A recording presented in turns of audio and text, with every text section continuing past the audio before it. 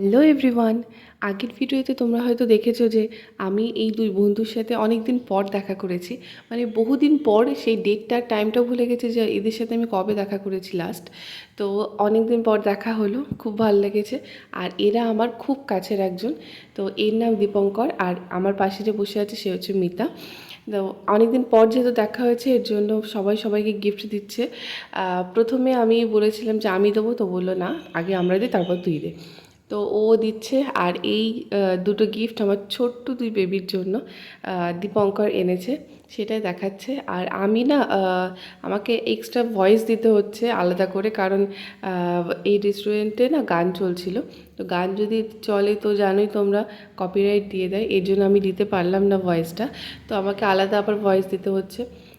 খুবই খারাপ লাগছে, অনেক হাসি মজা অনেক কিছু হচ্ছিলো, সেটা আমি তোমাদের কিছুই বলতে পারছিলাম না। তো দেখো, আর এই হচ্ছে সেই মিতা। হ্যাঁ, তো দীপঙ্কর দিল আমাকে গিফট, এইবার দেবে মিতা।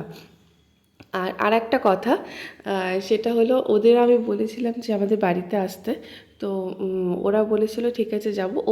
আর এই যে মিটটা হচ্ছে সেটা তো অনেক দিন পরই দেখা হচ্ছে, সেটা আমি পরে বলছি। আর এখন আমি দিচ্ছি তো মিতাকে গিফট। মিতার জন্য আমি একটা পার্স নিয়েছিলাম, আর দীপঙ্করের জন্য একটা টি শার্ট। দীপঙ্কর বলছে আমাকে পরেই দিতে পারতিস, আমি যখন ভিডিও করব তখন। তো যখন ভিডিও করেই ফেলেছি তো বললো নিয়ে নে। তো নিলাম। তারপরে আমি বললাম যে তাহলে যখন নিয়ে ফেলেছিস তাহলে একটু খুলে দেখা সবাইকে গিফটটা। তো সেটাও খুলবো আমরা, সেটাও আমি তোমাদের পরে দেখাবো। ওদের তো বলেছিলাম বাড়িতে আসতে, কিন্তু বাড়িতে আসবে না। এই এই যে খাওয়া দাওয়াটা হচ্ছে, এটা মিতা আর দীপঙ্করের বার্থডে উপলক্ষে, ওদের বার্থডে চলে গেছে এর জন্য। তো এরা আমাকে ট্রিট দিচ্ছে। তো আমারও ট্রিট একটা বাকি আছে, সেটাই ওরা বলেছে যে তোর ট্রিটটা যখন বাকি আছে তাহলে তুই তোদের বাড়িতে সেই আয়োজনটা কর, তারপরে তোদের বাড়িতে গিয়ে খাবো, তারপরে ঘুরতে যাব খাওয়া দাওয়া করে। তো আমি বলেছিলাম ঠিক আছে। আর এই গিফটটা, এটা মিতার গিফট, এই পার্সটা। আর ও না, আমাকে বললো, আমি জানতাম না এই ব্যাপারটা, ও নাকি পার্স কালেকশন করছে, মানে এই ছোটো ছোটো পার্স। তো আমি বললাম ঠিক আছে তাহলে, ভালোই হলো। আর ও বলেছে আমার খুব ভালো লেগেছে এই পার্সটা। আর দীপুকে দিয়েছিলাম আমি একটা টি শার্ট।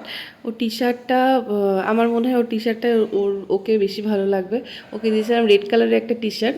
আর এই টি শার্টটা ওকে বললাম যে দেখ তোর মানে সাইজে হবে নাকি। আমিও সাইজটা নিয়ে না একটুখানি মানে চাপে ছিলাম যে সাইজটা হবে কি না। তো ও বললো যে কেন, আমি মোটা হয়ে গেছি তাই?